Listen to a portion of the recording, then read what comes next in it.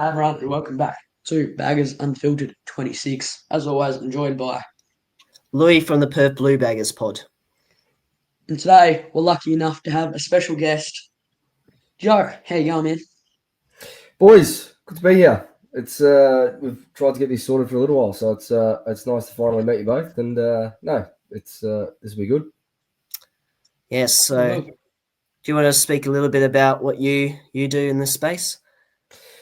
Yeah, so I personally I've been doing Carlton content for almost 6 years now. I initially started with we still are on Blue Broad, but I initially just me on my own started with Terry during COVID in 2020. Started writing articles for Blue Broad, and from there it just sort of evolved. Got on camera shortly after that, doing some content with Terry and Pommy, and then had an idea for a podcast. So been doing the Almost Blues Brothers podcast now for the last 5 years. It's our sixth year next year, which is crazy to think. Wow. And yeah, just do that every week with Dan and Jules, two lifelong friends of mine. And no, it's been good. We've had a couple of good years, but mostly terrible what we've been doing. It's tough to do, but it's like I was sort of saying to you, Louie, and like you were saying to me pre-show, it's very fulfilling. It's nice to do. We don't do it for anything other than the fact that we enjoy doing it. And I've always said to the boys, when that time comes where we don't enjoy it anymore, we'll stop doing it. So it's it's good. It's good. Yeah, we obviously can relate to that a lot. So we better go straight into some of your overall thoughts on the season. Yep. Yeah. I mean, where do you want me to start? Really? It's too many things, eh? Yeah. No. Look, it was sort of said pre-season. It could have gone one of two ways. I sided with the optimism that we could potentially make top four. But I was still a little bit cautious just with how quickly we depleted our list of depth over the last couple of seasons. Sort of saw that for what it was, and I was a little bit nervous going into the season, just thinking if we get a couple of injuries, going to be exposed pretty quickly. Still had the hope that we'd be able to hold up and that we'd be able to find that 2023 form again. But look, I wasn't completely shocked with how it unfolded. I think it was a tough year on reflection. I think it was a tough year on many aspects, and struggle to think how many football clubs might be able to get through a year like this unscathed. Really, when you think about the issues with the president, and then Brian Cook wasn't really a CEO for us in the end, and all the heat on Voss. TDK doesn't want to sign a contract that hangs over the playing group's head. So a lot of unrest now that we're finding out post-season as well, in terms of some fractures within the group. So it's, on reflection, I don't think any of us should be really shocked by how it sort of panned out for us, I guess. And to be honest, the fact that we still finished 11th with all of that hanging over our head, it could have been a lot worse. I think it could have been a lot worse. Maybe, yeah. It was just our soft draw helped there. Yes, I think we've absolutely let a big opportunity slip there this year with that draw that we were given. So, I mean, we can only hope that next year we get given a similar soft draw based on where we finished. We probably will. I think it may not be as soft as what we got this year, but if you get those opportunities, you've really got to take them, and we didn't, unfortunately. But always next year. Indeed, Henry. All right. I have got a question for you, Joe. So, if you've had to take out one positive out of this year, is there a specific positive that you would go straight towards, or is there just options for you? I think a lot of people. It's a good question because there's not many really when you think about it. I think a lot of people would probably default and say the ability that we had to blood some youth. I think we had 7 debutants in the end. Matt Carroll, Flynn Young, Lucas Campriali, Harry O'Farrell, Billy Wilson. I'm missing a couple there. There's two that aren't coming to me right now, but I think there was 7 all up. Will White was another one, and Frankie Evans. There you go. Yeah, and I think that's always a positive when you can blood that sort of youth. If I steer away from that and I don't give the generic answer, I think the biggest positive from this year is the fact that I don't think every time I say this, it comes back to bite me, but I don't think it can get much worse than that for us in terms of the on-field at times. It was pretty poor.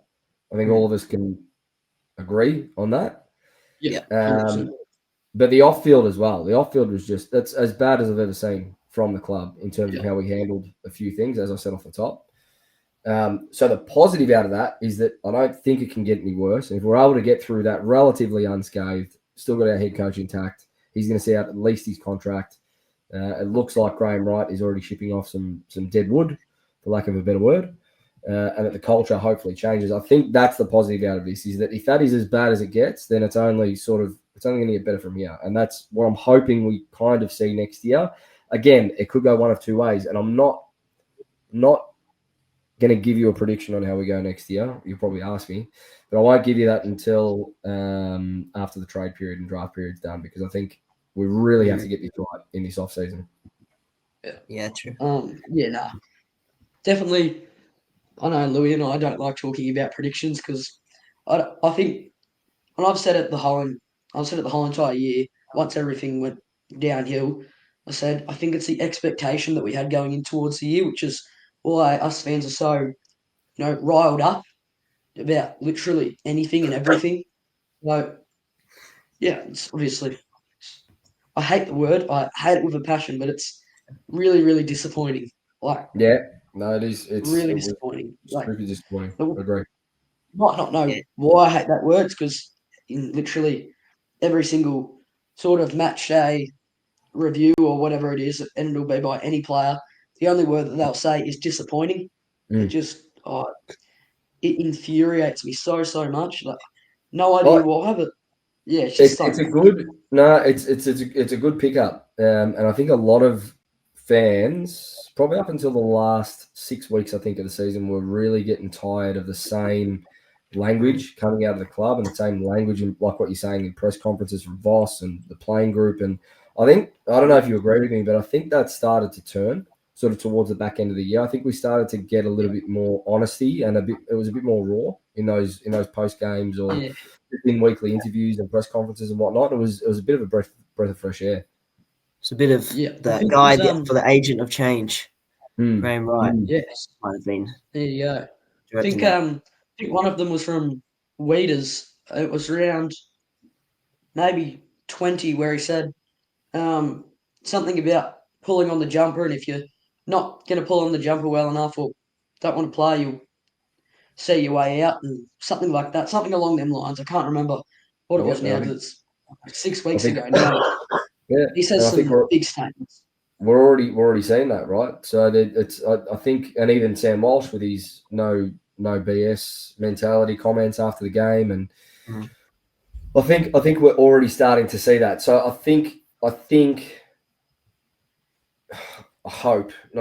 hope culturally there's been a bit of a shift quickly, because you look at our list, it is top heavy, but if we can build out some depth in that middle section of the list and just get our culture right to start next year in this off season, I think it'll hold us in good stead. I don't know what that means for us next year, but I think in the longer term, in particular, it should hold us in better stead than what we've seen in more recent years. Yeah, do you think that we've started off on the right foot? Like, obviously, the signing of Campbell Chesser, Liam Reedy, soon to be Buku Khamis. Well, they're all soon to be. They're not official, but definitely see a lot of potential in them. We're obviously going after the younger blokes because, as you said, with the depth that we've got this year with Carroll and all that's kind of going into another year. Do you reckon it's a good thing, a bad thing, or what do you think? Well, yeah, I mean, like I've sort of alluded to, I think we've been very top heavy for a long time. So I think our top 6 or 7 have been elite, and then there's been not too much sort of underneath that. And if you look at the best teams, the spread of contribution is a lot more even than what we get week to week. So I think TDK departing, Silvani departing, maybe Charlie looking more and more likely the more the days go on. That top end sorts of started thins out a bit. You free up some salary cap. And then you sort of look at that middle bracket underneath them. So it's kind of top 6, middle 6, bottom 6 on game day, right? That middle 6 this year, it's been the likes of Akers, Lucas Campriali at times has had to step up into that middle 6 bracket. Typically, it's been a Cottrell, but he hasn't been there because he's been injured. Zach Williams was a good player for us this year. I'll give him his credit. I think he played his role to a T. But that middle 6 and bottom 6 have just been super, super thin. And I think we saw that this year. And if you're going to build out the list with players, hopefully like a Liam Reedy or a Buku Kamas or CJ or Chessa or Florent or whoever it may be that comes in this year, what they're really doing is just building out that section of the list, right? So that on game day, you do have more of an even spread or even contribution from players that have either been there and done it for 50-plus games at other clubs, or from players that, like you said, Henry, do potentially, they've got that potential and they're close to showing a bit more of a breakout, right? So I think that'll hold us in good stead. I think we've been too top heavy for too long. I think, the fact that we've still got at least Wiedering, Walsh, Cripps, Harry, Chera, Newman, and George Hewitt sort of on the list going into next year. At least that 6 or 7, maybe Charlie as well. But if not, I assume we'll get a star coming back in. You add to that list the likes of Newman, Jagger, Kemp, who barely played this year, and then you can add Harry Dean to that list, and then plus Cody Walker next year. It's actually not looking too bad for the short to midterm, right? It's just sort of how do we navigate this next 12 months to get to that point where we can maybe be competitive again. Because as it currently stands, we're probably not a final side right now going into next year, depending on what we do this offseason. Yeah. My next question for you is if, and this is just an if Sam Walsh can get a full pre-season under his belt, what do you think the expectation would be for him? I would say a best and fairest at the club would be on his mind. I think he is a player that across his entire career, juniors and seniors, he always wins awards. I think a best and fairest would be on his mind next year to really stamp his authority as a true leader of the club. I would say at the very least that's what he'd be going for. So Sam Walsh, I think a BNF at a minimum, but I think we'd all love to see him get back to his real gut running and that power that he has in those legs to run all day. And I think we just want to see him back at his best, eh? That 2023 Gary Ease form. I think if he can reach that again, it makes us a much better football side. Yeah, 100%. Louis, do you want this question or do you want me to take this question? Well, I don't have the questions in front of me.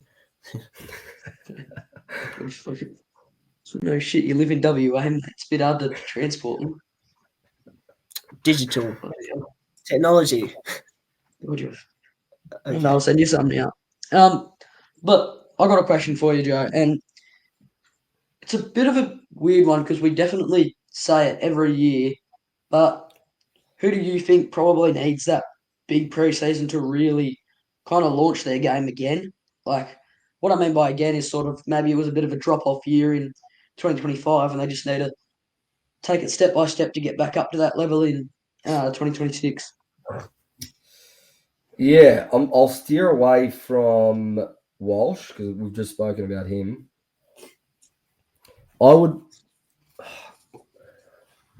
Who needs to relaunch next year outside of Walsh?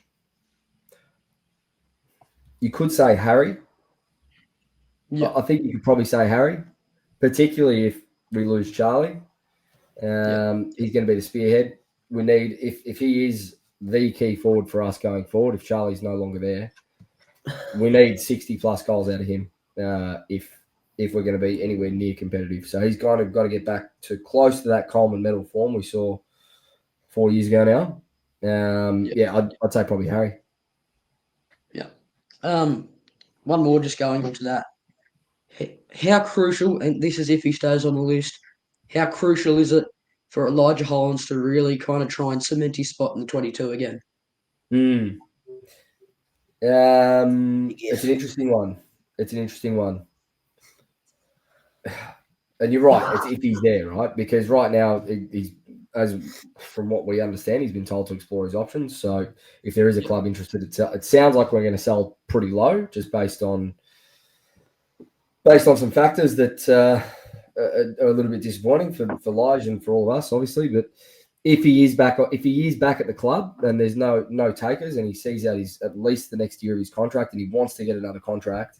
I mean, we saw how important he was when he was in that side in 2024 when he was really up and running, right? Like I think his mid forward connection is something that we really missed this year. Now I think he's a very very smart footballer, very good user of the footy, and it's something that we clearly lacked. And there wasn't really anyone that stepped up in that role this year. So it's extremely important that if he is still there, that he tries to take what's left of this opportunity with both hands and really get it right for himself. Obviously, he's dealing with a lot. It's tough when, particularly as a footballer, when you're going through that sort of thing. And I think we can only all wish him all the best if he is back on the list, because there's nothing more that I think any of us really want to see other than him back to what we saw in 2024. Yeah. Yeah, you've nailed it. That's exactly what I was thinking as well. Well, obviously, you've gone into more depth than what I was thinking, but yeah, you've definitely done a better job there than I would have. Anyway, over to you, Louis. I've sent you a few reminders. Yeah. So one of my biggest takeaways from the season was probably our disposal efficiency. So ranking in the bottom 5 for that throughout the year. I think we finished 16th in that stat, and then there's a few other stats like surrounding that can be attributed. So how big do you think that was of a factor, and whether that was like maybe a mental lapse issue? I want your opinion on that one. Give me your opinion on that one first, because it is a good question.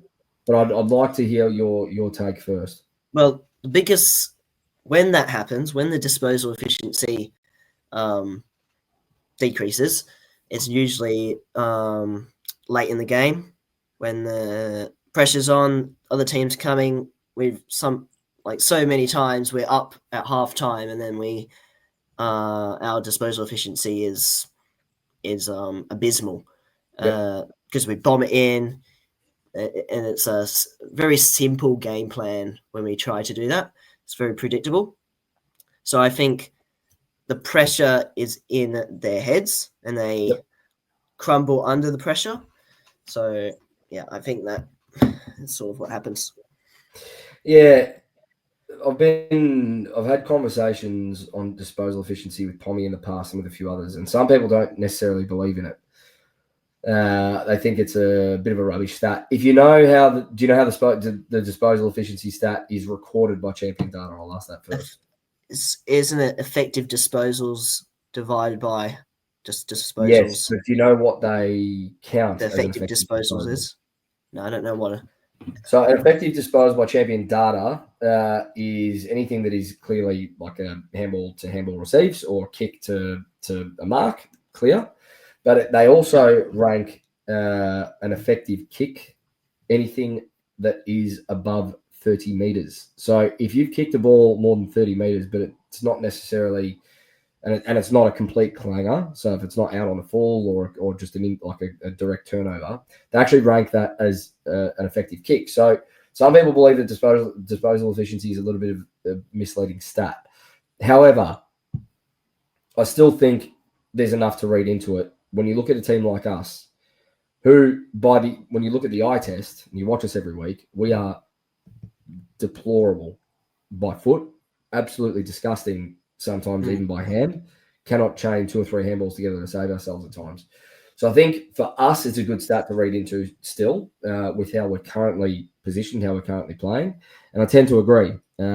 We started games hot this year, and we actually looked really good at times in first halves. I think if you go back and watch a lot of our games, I think people probably didn't cut the team enough slack in first halves because of how they dropped off in second halves. And to your point, whether that's pressure, mental toughness, which is what Weeders has spoken about as well, fatigue, whatever it may be, our second halves were just, it was like it was on repeat every single week. We were in winning positions at halftime, I think, in 11 or 12 of our games at a minimum. It may have even been more. Where we dropped that lead and ultimately went on to lose the game. So it's clearly there. They've got the ability to do it. It's just that longevity within the game to be able to execute. They need to work on that this preseason. They have to. Because if they don't, the teams around them are only going to get better, as they did last year with the likes of the Bulldogs or a Fremantle or a Hawthorn, and they're only going to get further and further away from us. So let's hope that whatever they train in this preseason does allow them to unlock what we saw in first halves in particular for a lot longer. Yeah, that's a fair point. Maybe also conversion issues. So I have some stats here. So we are 13th in intercept to score, 15th in halfback to score, and 16th in score per inside 50. Yep.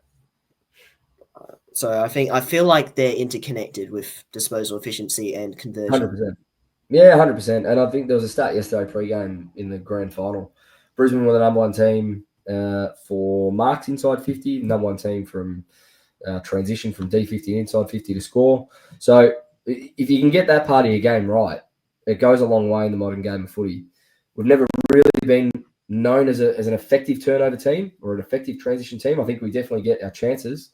But that lack of basic skill nous, the amount of just head-shaking skill errors that we see from some seriously experienced players at this point, they just have to turn it around. They have to get to work. They've got to understand and start to recognise those patterns just can't continue year on year. They just can't.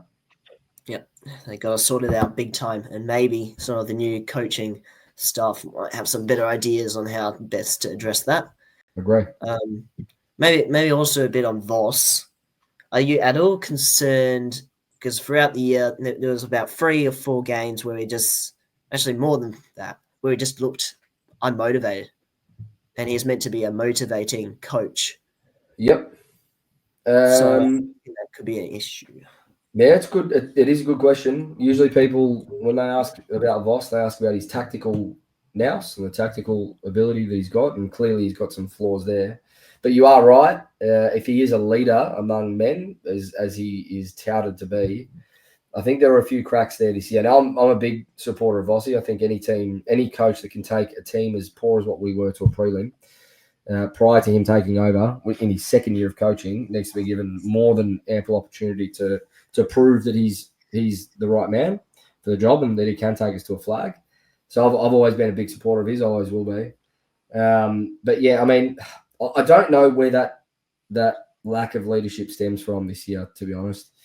I'm a bit torn because I've always, throughout this year, I have always said, and so has Dan, and so has Jules on our podcast, the players and this playing group in particular, particularly a few players that have been there for almost 10 years now, they've always shirked that responsibility and ownership of who should be leading the culture and who should be leading the club, particularly on game day. And I still think there's something to be said for Graham Wright coming in, doing the review, standing by Voss, standing down the assistant coaches around him and shipping off players pretty quickly that he has deemed to be unfit for the environment.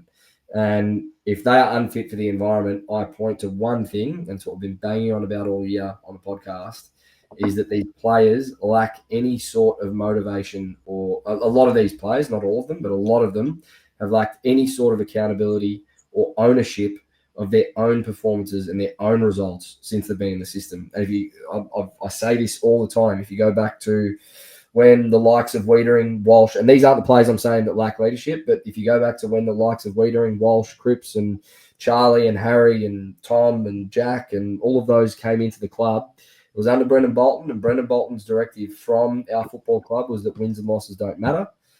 That was given to the playing group, and that is how they were developed in our system. And if you're developed in an environment where early on you are told that results don't matter, that is a very, very tough habit to break and a very, very tough behaviour to break. So Graham Wright sounds like he's all football, as he has been his whole career when he's been head of admin or CEO, whatever it is at football clubs. Let's hope that translates very quickly to this playing group and they can learn from that mentality just in this offseason. Because if they can and they can unlock something mentally, I think we've still got something at the top end that can take us further than what we saw this year anyway. Yeah, that's a really good analysis there. Henry? Yeah. I have got a question. And I've asked, I'm going to start asking guests more and more as we come to a close in the 2025 year. Obviously, it's been the season done for the AFL, but I want to know if all goes right. That's just if draft goes right, we get the trades right, culture's improving day by day, week by week, whatever you want to say. Does it mean the premiership window can remain open, or do you think it's still a bit of a real hustle to get back to where we were in 2023 when we were 8 quarters away from celebrating a grand final win? 7 quarters, mate, because we're up by 5 goals at quarter time. So it was a lot. It was even closer than that, and that's as disappointing as it gets on reflection now. But yeah, look, I think if the culture improves, if we make the right list moves in this playing group, and if we can get the right people around Voss this year, going into 2026, I think. Even Chris Davies, new head of football, he's apparently a very, very good operator, and he's done it for a long time as well. So I think we're already making the right moves in those areas. Now I think the last part of the puzzle is fill out the assistant coaches around Voss with the right people, fill out the playing group with players that are made of the right stuff culturally and that have been in or come from environments like Hawthorn, like the Bulldogs, like Sydney, that can inject a little bit of that mentality into the rest of the playing group quickly. If we can get that right, get the draft right, get a little bit more development out of players like Ollie Hollands, Jagger Smith can come in and have an impact, Walsh can improve on what he did this year, Harry can improve on what he can do this year, Cripps can improve on what he was doing this year again and maybe get back to his Brownlow winning form. Chera as well, he takes another step. I thought he had a good year. His body at least held up, which was good to see. But performance-wise, he can still take another step. I think if all of, and it's a lot that has to come together quickly and a lot that has to come together at the right level, I think we can make a jump on what we did this year. Now, to what extent that jump looks like, I don't know. I'm still not prepared to say where we could or couldn't finish next year. But we're going to find out very quickly. We're going to find out round 1 against Richmond because we just cannot drop that game again. It just can't be done. Not only do we have to win that game to show that we're back to winning ways and we're not going to drop games like that or against North Melbourne like we did this year, but you've got to put them away. You've got to put them to the sword. That has to be a 40-plus win like it needed to be this year. Yep. Hopefully. What was I going to say? So we've had 2 players sort of come out and say that they should have led better at halftime going into the prelim final. So we had Cripps and Doherty in separate sort of interviews say that if they had their time again, they would try and motivate the group a bit more. Yeah. Going into so I think it stems all the way from there as well. Oh, for sure, mate. And did either of you go to that prelim by any chance? No. I went to the semi, but we were going to get tickets to the prelim, but you'd need a bloody fat wallet to get into that. Well, I spent a lot of money on going to the prelim. I can tell you, it was a lot of money. Trust me, mate. And I remember sitting there. So I feel like this playing group is a reflection of how we feel at times. We're very, very much aligned in terms of the energy that they give us and what we give them. And I remember sitting there at quarter time, and I got ahead of myself, and I already started thinking about we're going to play Collingwood next week. We're in a grand final. This is unbelievable. We're 5 goals up quarter time. I can't believe we're going to a grand final next week. I remember. And then I feeling remember at that. halftime, after we dropped that lead very quickly, at halftime, I think we were still in the lead at halftime. I think we were Yeah, just it by like was a goal. like 13, I think it was actually. Yeah, even 2 goals. But it honestly, in the stands, I remember at halftime, it felt like it did feel like we had already lost. So when Cripps came out and said that in the rooms, that's how it felt like at halftime, it didn't surprise me because I remember feeling that at the ground. I remember feeling that energy at the ground. Brisbane were coming at their home ground. The crowd started to get into it. And it really did feel like that we were the underdogs, even though we were 2 goals up at halftime, whatever it was. So it doesn't surprise me that one bit. And it also doesn't surprise me that the year following, when we are essentially premiership favourites after beating Geelong, then only a couple of weeks later, GWS game, we're up by 35 points at quarter time. I think we all sat there watching that game thinking, oh my God, this is like, we are absolutely premiership favourites. And they dropped their bundle. And they've probably done the same thing there. Got ahead of themselves, got way too ahead of themselves for where we were at that point in the season. And couldn't come back from it. It is mentally weak. There's no other way to describe it. And until they can prove that they are much more calm and considered in those environments and in those settings, they're not going to go anywhere. I don't know if either of you saw yesterday after Brisbane won the game and won the flag. Did either of you recognise how calm that playing group was in their celebrations? Like, did you notice, recognise that there wasn't too much really anything over the top in their celebrations and how calm they were getting their premiership medals? And it was all that's where you need to get to as a football club. Like, you need to get to the point where it's just business as usual, regardless of what the result is, regardless of what you achieve. Brisbane, they'll celebrate this for a week. And they'll go back into pre-season. They'll forget about that win. They'll be looking towards their next play. And I think for too long, this club, supporters or players or coaches, or whatever it is, for us, we just get ahead of ourselves for things that are so insignificant in comparison to what other teams are so calm about. So it needs to change very quickly. Yeah, definitely. You're definitely on track with the speeches in the grand final. So I thought the Harris Andrews speech was so professional. It was flawless. It was perfect. Dangerfield's speech, flawless, perfect. Mm-hmm. He was calm, obviously upset about the loss, but you could sort of sense that he's going to come back and he wants the boys to come back bigger and better. Yep. Lockie Neal, perfect. Darcy Wilmot, -5, whatever the hell he was doing. Got absolutely no idea what that bloody bloke was doing, but good on him though. He's celebrating the grand final. But it's more so just as a collective, as a group, it was calm. It seemed so much more calm than what I thought those celebrations were going to look like after the game. And it's a credit to them. That's a group, that is a club that is made of what you need to be made of to create a dynasty. And they are on their way to absolutely maybe creating one of the bigger dynasties we might ever see, to be honest, because they are still a very young group. And that's what I hoped our club would become. Unfortunately, that time has probably passed where we can create a dynasty, but I don't think that premiership window is closed on this core group of players just yet for us. Not just yet. Yeah, well, they had a very similar trajectory as us, down below.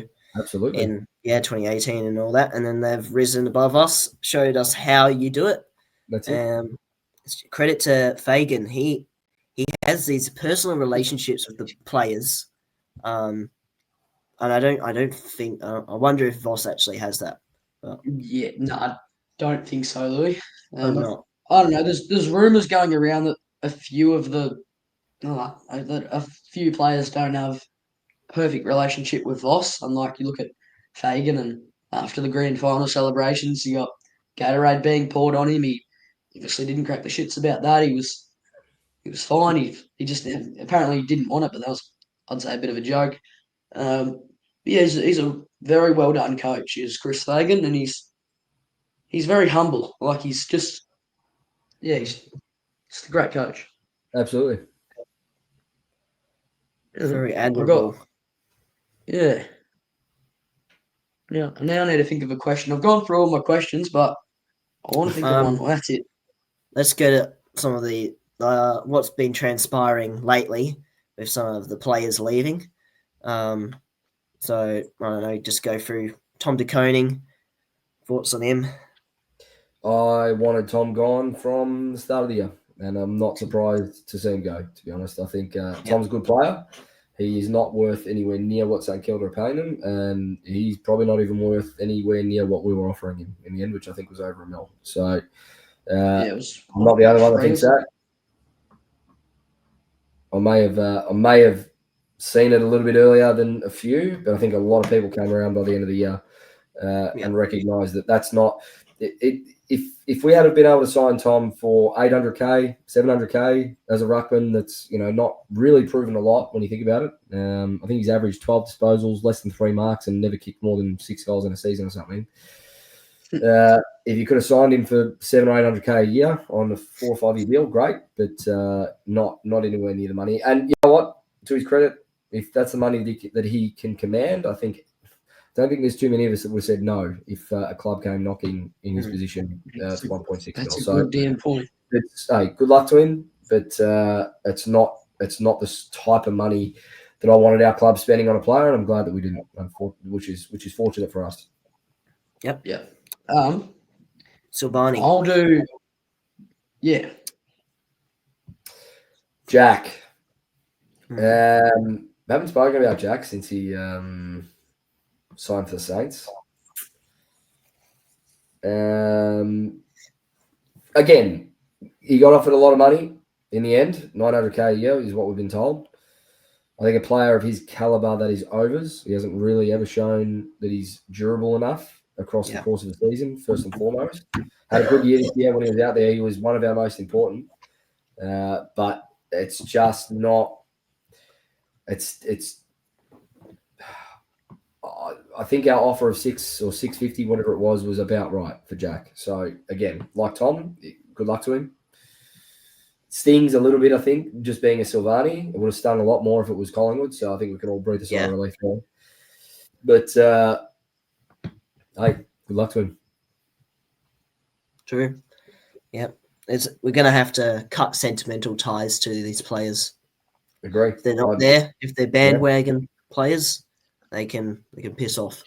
And I think for any player on the list, I think that's what we all need to do now. I think if you want to see success, you've really got to distance yourself from getting too emotionally attached from any player on the list. And that's not just for now. That's forever. I think that's something that we haven't been able to do as Carlton supporters. We've always been sold the Messiah story. There's always an elite player that we've got on our list that's going to be the one that takes us to the promised land. And we attach ourselves to him, and whether it's Charlie or Cripps or Wiedering or Walsh or whoever it may be. I think Fev, you go back as far as Fev, Judd, Murph, Gibbs. It's just been a cultural norm for supporters, and I think it's time that needs to change. Yeah, so the onus is on us as well. Absolutely. Henry. Now, this is probably one of the most shocking stories to come out of 2025 is Charlie Curnow. Now, apparently met with Geelong in May, or wanted to go to Geelong in May, then shut down the rumours by some journalist. Then rumours started going again. Now he's apparently going to request the trade. God, it either says a lot about the culture or it says a lot about the player. What do you think it is? I'm just trying to find a message I've got here from someone. You got sources. 21st, I won't name the source, but 21st of June, which I believe was after the Collingwood loss, second Collingwood loss. Correct. The person said, by the way, Curnow has requested a trade. It was the 21st of June. So it was something that was brought to our attention early on. We didn't talk about it at all. I wasn't shocked when the news came out. I think a lot of people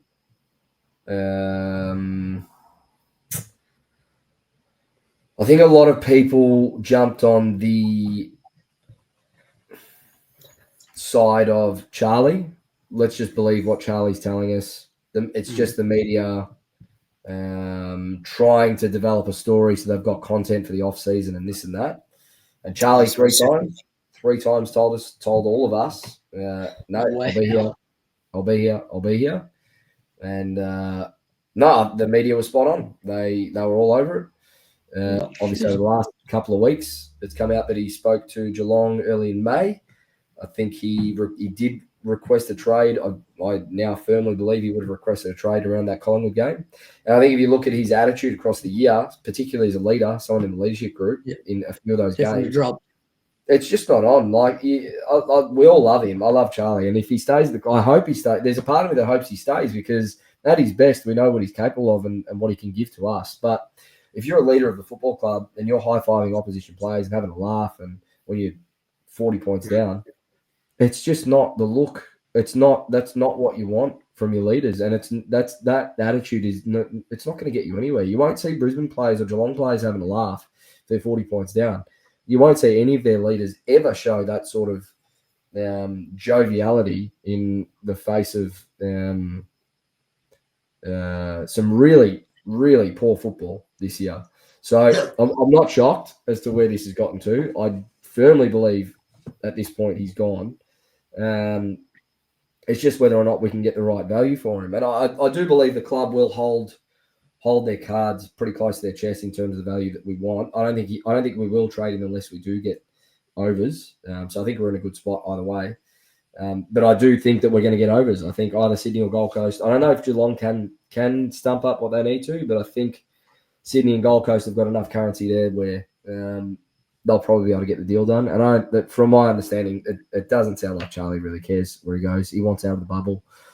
It also doesn't sound like it's an issue with the club at all. It sounds like he just wants out of the footy bubble, from what I'm hearing, which is what it is. You know, my thoughts on it is you get paid $800,000 a year to be a footballer. You got to put up with the criticism. You got to put up with that environment. And if he doesn't want to anymore, then that's his prerogative, and that's fine. But we won't be paying him if that's the case. And I think that's the stance the club needs to take. Yeah, just very dropped good. a bomb on Baggers Unfiltered. Jeez, 21st of June. Not too much. My word. It's not. So, not so too much. I didn't know that players could officially request a trade that early in the season, though. No, not officially, but they can make their sentiments known whenever they want. Really, Yeah. My understanding is, like in any business, you know, at my place of work, we have development check-ins and performance check-ins and whatnot throughout the year, and one-on-ones with your managers, and I'm sure they do it at Clubland as well in footy. And I just dare say that there's been a one-on-one with him and his management at some point, just as a check-in, and it's probably been raised at that point, whether he requested a trade or whether it was, you know, if there is a possibility, I'm up for it. Maybe that is the conversation. Maybe that's all it is. But those conversations are definitely being had a lot earlier than a couple of weeks ago, for sure. Yeah, that's what we've been hearing. That, you know, just open to a trade, not officially. But do you think like his managers are the ones that feeding the media all this? For sure, and it's like what they did with Petrarca. He's got the same manager as Petrarca's got. Robbie D'Orazio, I believe, he's Petrarca's manager. It's what he did with Petrarca last year. I think behind closed doors, this is purely guesswork from me. I don't know anything, but my guess would be that the club has told his management, if he wants to trade, it's up to you guys to facilitate it and go find the right value for us and start those negotiations, which is what they're doing. You know, you got to remember too, a lot of these people, what a lot of people don't think about is these players sign long-term deals, 8 years, whatever it was that Charlie signed for, 7 years, whatever it was. Every time a player signs a contract, their management gets a cut of commission, right, out of that. So if they sign a new deal, they'll get commission from that. So it's in the manager's best interest that these players are on the move every 3 or 4 years. Now, they don't care whether or not their player signs for 8 years at the time. They always know that they've got the power at the moment with how these things are structured in footy. And until the clubs allowed more power of their own to even turn around and say to a player, we have no use for you anymore, we're trading you against your will. Until that happens, this is just going to continue with players. So, yeah, it's not shocking. It's not surprising. Yeah. Okay. Being informed well on that. Some of our targets. So what's the sort of puzzle pieces that you'd like to be us targeting?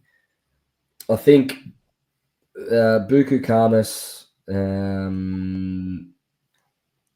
Liam Reedy, CJ to an extent. Campbell Chess is still young, so I'm not gonna give my verdict on him yet. And Ollie Florent, I think what we are targeting is experience, clearly. Within that 23 to 27-year-old bracket, coming from clubs that have either been there and done it or have been competitive for long enough and been in good systems, particularly culturally. I think that's what we need to keep going after. I've said for a long time we need more premiership experience and from older players. I was so adamant we should have gone after Luke Bruce for many years. Adamant we should have gone after Isaac Smith when he went to Geelong.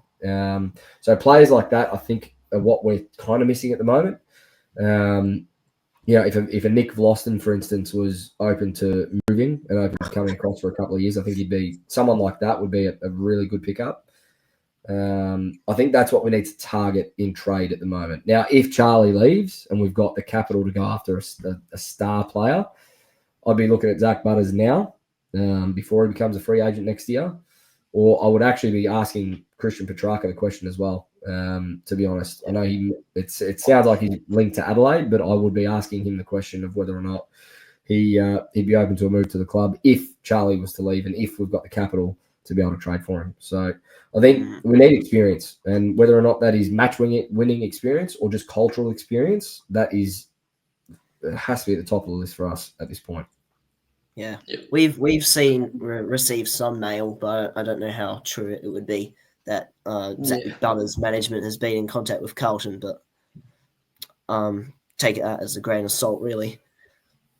I wouldn't take it as too much of a grain of salt from what I'm understanding as well. But we'll see how it transpires. I mean, he's a free agent next year, so whether or not we wait until next year or whether or not we ask the question this year, I think this is a really compromised draft this year. It's quite weak. It's a weak draft with all the academy picks and father-sons that are going to go in that top 10. After that, there's not much depth to it. And I think I'd be shocked if Nick Austin isn't looking at this draft and our assets from the TDK pick, the Sauce pick.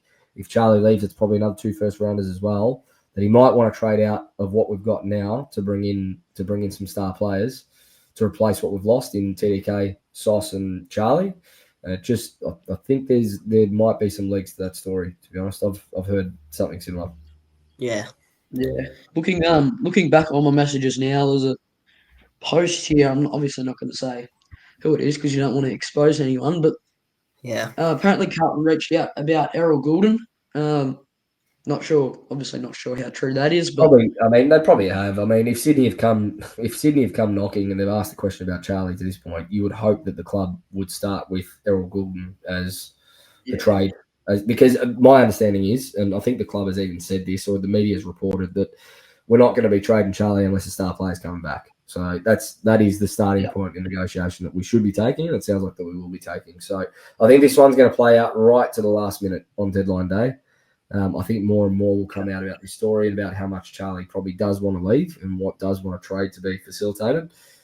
But I think what we should all be comfortable with is that we will be getting more than fair value if he does leave. Otherwise, there's no doubt in my mind Graham Wright will hold him to his contract for 4 years. Ballers in our court, should be able to get something out of it. Absolutely. Yeah. Well, that does wrap up all the questions that we have for you, Joe. But I have one last question: do you have any questions for Louis and I? Do I have any questions for you? I don't really think about this, to be honest. Mm-hmm.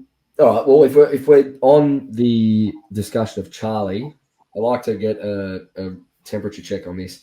Would you rather that we keep him or trade him at this point? Oh.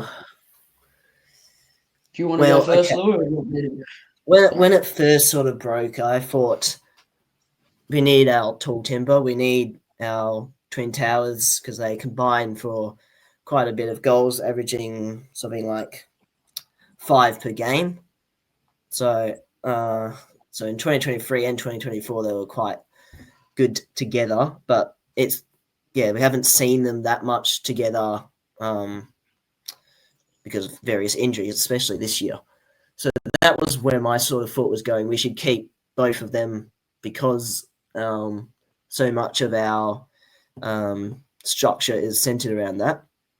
But then when there's so much noise going on, you kind of don't want these players that are unhappy. Mhm. Yeah, they're just not going to contribute well to the culture. Yeah. So I think I'm now leaning towards push him out, see what we can get, win-win situation. Good answer. Yeah, I'm basically this exact same of what you literally just said about culture. It's a real difficult one because this one sort of came out of the blue. We all thought, yeah, jokes, whatever. Media's just bull crapping again. But yeah, now I think if we really want to improve our culture, it's now time. It's now's probably the perfect time to really come out and say, yeah, we're all for changing the culture, making the club better. And I saw a comment, if you're not with us, you're against us or something. So I think that really comes in well with the Kerno situation. So I am leaning on the exact same as you, Louis. I'm now leaning towards go out there and see what you can get for him. Yeah, it's a definitely coming. I've said this on Blue Abroad on Terry's fan camps, but coming from a younger person's point of view, it's obviously shattering. Like you look up to these players, and now that you're really sort of, I'd say we're pretty involved now in the podcasting. We're 48 episodes in, and we're got our own little Carlton fan pages. I'd say we're pretty involved. So now it sort of feels like I don't know. We're sort of used to seeing these rumors and all that kind of stuff like that. I think. Yep. Yeah, I think I'm pushing towards letting him go. Yep. Fair enough. Fair enough. Yeah, especially as young people, we obviously will struggle hard to get over players. But yeah, I think hopefully that this season we'll be able to change that sort of mentality. And also delusion is certainly within us. Extremely high when we're high, extremely low when we're low. Yep, we've absolutely got to get rid of that. It's got to be a lot more flatlined in terms of energy from us and from the football club as well. But yeah, no, good answers, boys. Good answers. Nonchalant, I'd say. Yes, good word. Very good word. Jesus Christ. It's not. That's it. That's all I've got for you. Awesome. Yep. That's all right. We we obviously appreciate your time. We appreciate any guests that come on and the time that they're putting into young blokes just giving it a crack. We really do appreciate it. And That's it. hopefully keep we see you again. Keep it going, boys. It's it's worthwhile. The more you put in, the more you'll get out of it. And you've done 48 episodes now, so you've done a lot more than the average podcast guy probably does when they decide to start it up. So good luck. Yeah, more than happy to come on again. Maybe if you get to 100, we'll do this again. I've locked in Terry for number 100. There you go. Yeah, he always gets number one billing ahead of me, so it makes sense. We'll lock you in for 101. Trust me. No, done. Done. There you go. Right, mate. Thanks, Joe. Thanks, boys. Once again, go Blues. And Go Blues. yeah. Thanks.